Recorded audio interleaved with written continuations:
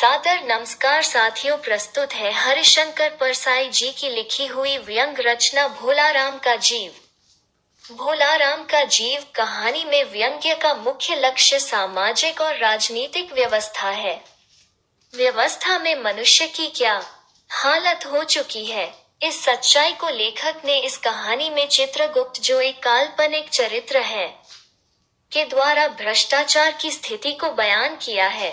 तो लीजिए सुनिए भोलाराम का जीव। ऐसा कभी नहीं हुआ था। धर्मराज लाखों वर्षों से असंख्य आदमियों को कर्म और सिफारिश के आधार पर स्वर्ग या नरक में निवास स्थान अलॉट करते आ रहे थे, पर ऐसा कभी नहीं हुआ था।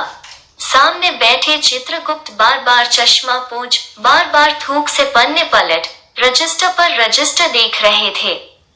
गलती पकड़ में ही नहीं आ रही थी। आखिर उन्होंने खींचकर रजिस्टर इतने जोर से बंद किया कि मक्खी चपेट में आ गई। उसे निकालते हुए वे बोले, महाराज, रिकॉर्ड सब ठीक है।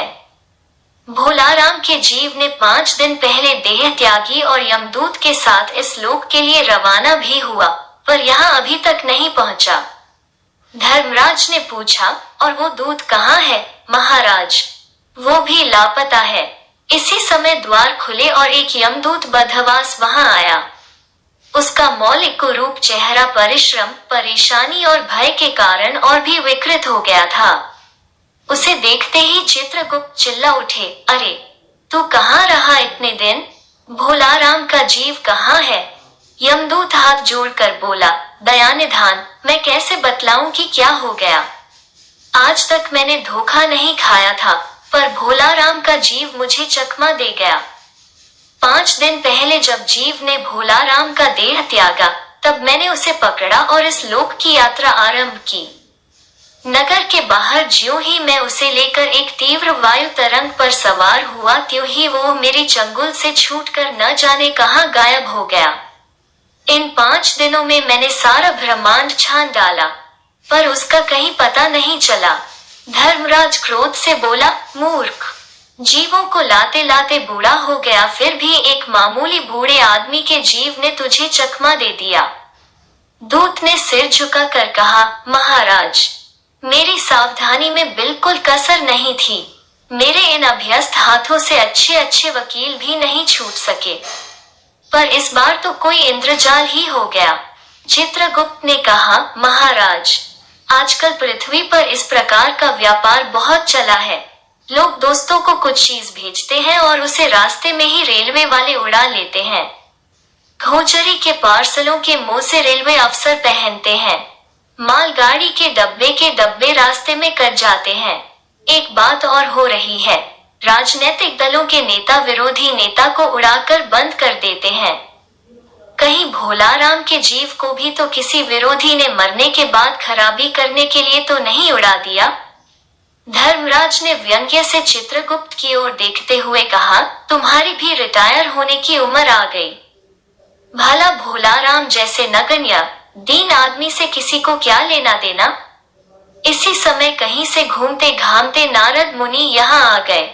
धर्मराज को गुमसुम बैठे देख बोले, क्यों धर्मराज, कैसे चिंतित बैठे हैं? क्या नरक में निवास स्थान की समस्या अभी हल नहीं हुई? धर्मराज ने कहा, वो समस्या तो कब की हल हो गई। नरक में पिछले सालों में बड़े गुणी कारीगर आ गए हैं। कई इमारतों के ठेकेदार हैं जिन्होंने पूरे पैसे लेकर रद्दी इमारतें बनाई।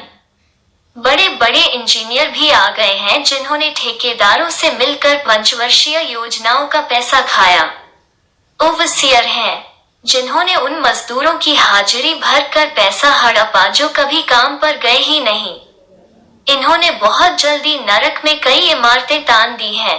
वो समस्या तो हल हो गई, पर एक बड़ी विकट उलझन आ गई है। भोलाराम नाम के एक आदमी की 5 दिन पहले मृत्यु हुई। उसके जीव को यह दूत यहाँ ला रहा था कि जीव इसे रास्ते में चकमा देकर भाग गया। इसने सारा ब्रह्मांड छान डाला, पर वो कहीं नहीं मिला। अगर ऐसा होने लगा तो पाप पुण्य का भेद ही मिट जाएगा। नारद ने पूछा, उस पर इनकम टैक्स तो बकाया नहीं था? हो सकता है उन लोगों ने रोक लिया हो। चित्रगुप्त ने कहा, इनकम होती तो टैक्स होता। भूखमरा था। नारद बोले, मामला बड़ा दिलचस्प है। अच्छा, मुझे उसका नाम पता तो बताओ। मैं पृथ्वी पर जाता हूँ।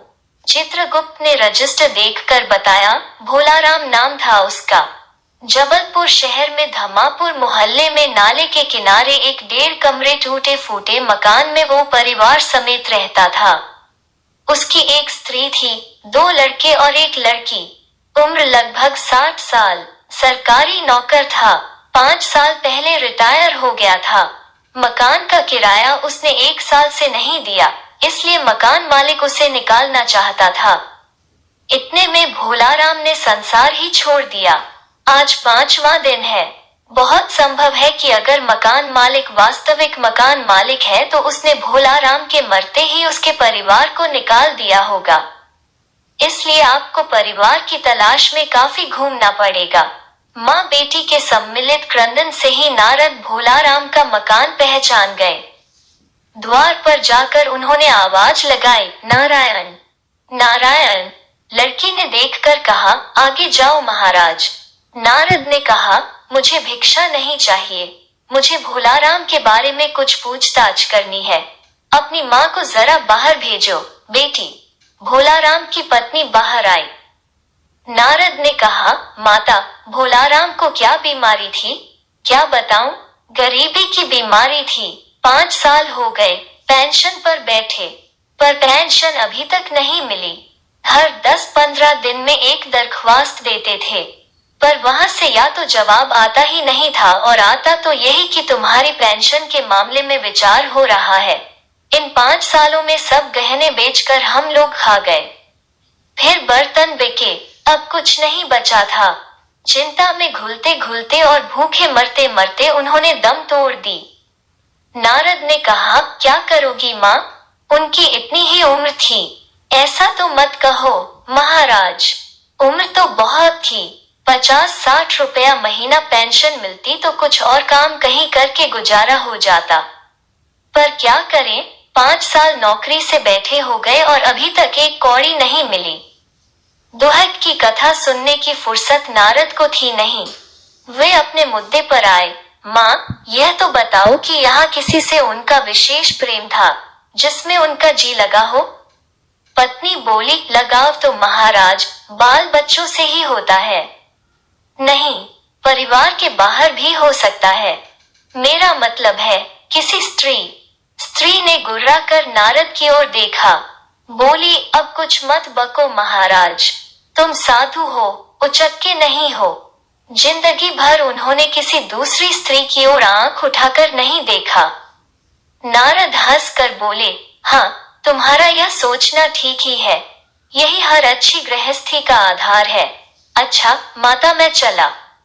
स्त्री ने कहा, महाराज, आप तो साधु हैं, सिद्ध पुरुष हैं, कुछ ऐसा नहीं कर सकते कि उनकी रुकी हुई पेंशन मिल जाए। इन बच्चों का पेट कुछ दिन भर जाए। नारद को दया आ गई थी। वे कहने लगे, साधुओं की बात कौन मानता है? मेरा यहाँ कोई मठ तो है नहीं, फिर भी मैं सरकारी दफ्तर जाऊंगा और कोशिश करूंगा। वहां से चलकर नारद सरकारी दफ्तर पहुंचे। वहां पहले ही से कमरे में बैठे बाबू से उन्होंने भोलाराम के केस के बारे में बातें की। उस बाबू ने उन्हें ध्यानपूर्वक देखा और बोला, भोलाराम ने दरख्वास्तें तो भेजी थी, पर उन पर वजन नहीं रखा था, इसलिए कहीं उड़ गई होंगी। नारद ने कहा, भाई, ये बहुत से पेपर वेट तो रखे हैं, इन्हें क्यों नहीं रख दिया? बाबू हंसा, आप साधु हैं, आपको दुनियादारी समझ में नहीं आती। दरख्वास्तें पेपर वेट से नहीं दबती। खैर, आप उस कमरे में बैठे बाबू से मिलिए। नारद उस बाबू के पास गए। उसने तीसरे के पास भेजा, तीसरे ने चौथे के पास, चौथे ने पांचवें के पास। जब नारद 25-30 बाबुओं और अफसरों के पास घूम आए तब एक चपरासी ने कहा, महाराज, आप क्यों इस झंझट में पड़ गए? अगर आप साल भर भी यहाँ चक्कर लगाते रहे तो भी काम नहीं होगा। आप तो सीधे बड़े साहब से मिलिए, उन्हें खुश कर दिया तो अभी काम हो जाएगा। नारद बड़े साहब के कमरे में पहुंचे। बाहर चपरासी ऊँघ रहा था, इसलिए उन्हें किसी ने छेड़ा नहीं। बिना विजिटिंग कार्ड के आया देख साहब बड़े नाराज हुए। बोले, इसे कोई मंदिर वंदिर समझ लिया है क्या? धड़ाधड़ाते चले आए। चिट क्यों नहीं भेजी? नारद ने कहा, कैसे भेजता? चपरासी सो रहा है, क्या काम है? साहब ने रौब से पूछा। नारद ने भोलाराम का पेंशन केस बतलाया। साहब बोले, आप है बैरागी, दफ्तरों के रीति रिवाज नहीं जानते। असल में भोलाराम ने गलती की। भाई, यह भी एक मंदिर है, यहाँ भी दान पुण्य करना पड़ता है। आप भोलाराम के आत्मीय मालूम होते हैं। भोलाराम की दरख्वास्तें उड़ रही हैं, उन पर वजन रखिए। नारद ने सोचा कि फिर यहाँ वजन की समस्या खड़ी हो गई। साहब बोले, भाई, सरकारी पैसे का मामला है, पेंशन का केस 20 दफ्तरों में जाता है, देर लग ही जाती है। 20 बार एक ही बात को 20 जगह लिखना पड़ता है, तब पक्की होती है। जितनी पेंशन मिलती है उतने की स्टेशनरी लग जाती है। हाँ, जल्दी भी हो सकती है मगर। साहब रुके। नारद ने कहा, मगर क्या? साहब ने कुटिल मुस्कान के साथ कहा, मगर वजन चाहिए। आप समझे नहीं। जैसे आपकी यह सुंदर वीणा है, इसका भी वजन भोलाराम की दरख्वास्त पर रखा जा सकता है। मेरी लड़की गाना बजाना सीखती है, यह मैं उसे दे दूंगा। साधु संतों की वीणा से तो और अच्छे स्वर निकलते हैं। नारद अपनी वीणा छीनते देख जरा घबराए, पर फिर संभल कर उन्होंने वीणा टेबल पर रखकर कहा, यह लीजिए। अब जरा जल्दी उसकी पेंशन ऑर्डर निकाल दीजिए। साहब ने प्रसन्नता से उन्हें कुर्सी दी, वीणा को एक कोने में रखा और घंटी बजाई। चपरासी हाजिर हुआ। साहब ने हुक्म दिया, बड़े बाबू से भोलाराम के केस की फाइल लाओ। थोड़ी देर बाद चपरासी भोलाराम की 100-150 दरख्वास्तों से भरी फाइल लेकर आया। उसमें पेंशन के कागजात भी थे। साहब ने फाइल पर नाम देखा और निश्चित करने के लिए पूछा, क्या नाम बताया साधु जी आपने? नारद समझे कि साहब कुछ ऊंचा सुनता है, इसलिए जोर से बोले, भोलाराम। सहसा फाइल में से आवाज आए, कौन पुकार रहा है मुझे? पोस्टमैन है, क्या पेंशन का ऑर्डर आ गया? नारद चौंके, पर दूसरे ही क्षण बात समझ गए। बोले, भोलाराम, तुम क्या भोलाराम के जीव हो?